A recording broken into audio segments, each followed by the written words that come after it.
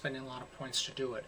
If you surround a cell with 4 of your guys, 4 of occupied spaces by you, you will grow into that space. So this space right here, I'm going to grow into it without having to actually expend 2 points to place there. And likewise, because I have 4 here, I'll grow into this space. Now down here, I'm going to go ahead and place one here. Now we talked a little bit about mountains being harder to grow into. This is going to be a bad mistake, and I'll show you why as soon as I run the turn. But for now, I'm just going to place here. And then one other thing to remember is, how do you get points that you can use in order to expand your presence? Well, the answer is you have to have a stack. And it's the square root of the stack in terms of points minus 1. So if you have a 2 stack, 2 square root is 1.4 minus 1, you get about 0.4 production. The important point is you have to have a stack greater than 1 or you get nothing. How do you get a stack greater than 1? Well, the answer is it has to be surrounded by things that are no more than 1 less than the stack that you've actually put there. So in order to make this a 2, it has to be surrounded by 1s. Well, right now it obviously isn't. Even if I grow here, I'm still going to have 1 empty space next to it, so I can't make that a 2 unless I basically place. Now if I place here and I grow here, then this thing is going to be surrounded, and therefore I can turn it into a 2, and that should stand me in good stead. Okay, let's go ahead and push the submit button and see what happens. Alright, and here, well, exactly what I predicted. I grew into this space. I grew into this space because this thing is surrounded, my 2 stuck. So all in all, I'm pretty happy with the way this turned out. Down here, however, what happened to my little guy there? I placed him, but he's gone. Why? Well, the answer is because I placed there, but remember, a mountain you have to have 5 to grow into, so I didn't grow into it, and this is the negative of growth. You can die as well as grow. In order to stay alive, a cell has to be surrounded by at least 3 of your cells. So since this space was only connected to 2 of my cells, it died off because basically it just didn't have enough around it to stay alive. And actually, if I right-click on it, I can see a little status thing about the cell, and it says somebody placed there, somebody died there, so it gives you a little information about what happened. The other thing you can do is you can click these little boxes here. If you click place, places where people placed turn black, so you can kind of get a sense of where you and others have put things. And combat is the same thing. You can see where combat occurred. I talked about through turn 5, you basically can't directly attack anybody, but you can indirectly attack people. If you grow into a space that they're in, then you will attack them, but you can't place directly on anything that they already own. Okay, I've jumped ahead a little bit here to turn 11, and now we're basically going to talk about the third aspect of SMAC you have to worry about. We talked about the board, and obviously it's filling up as the game goes on.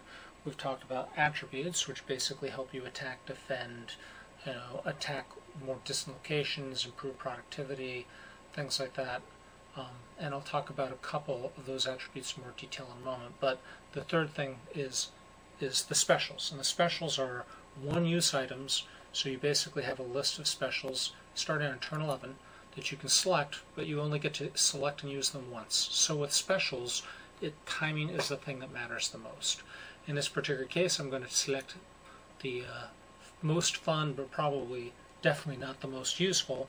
I'm going to select the nuke. Now, because I'm selecting it this turn, it means you can obviously only use specials every other turn, and you can use them less than every other turn if you want to, but for the moment I'm just going to select nuke, do my placement, hit submit. Okay, and now you'll notice I have a little nuke button. Now, the nuke is kind of fun, and in this particular case, this guy here, this purple guy, has been a real pain in the ass, so I am going to, again, right-click in order to select the square, and then I'm basically going to click the nuke button, and it's going to say, do you really want to nuke this player? And you say, yes. And you're well on your way to blowing a big hole in his defenses. So now I hit submit, and suddenly, boom! Oh my goodness, there's a big hole right in the middle, and that in theory would allow me to hook my 2 sides together, but in practice I've kind of lost this game because I really haven't been trying hard.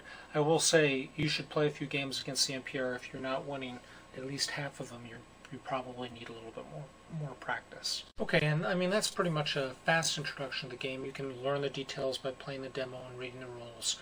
I will say a couple of things that are typical new player mistakes. Productivity gives you, each one point of productivity gives you a 10% productivity boost. Remember, all this stuff is real numbers, so if you have 9 production and you basically do productivity, 10% productivity, you end up with 9.9 production, which gets you nothing because it's truncated down to 9.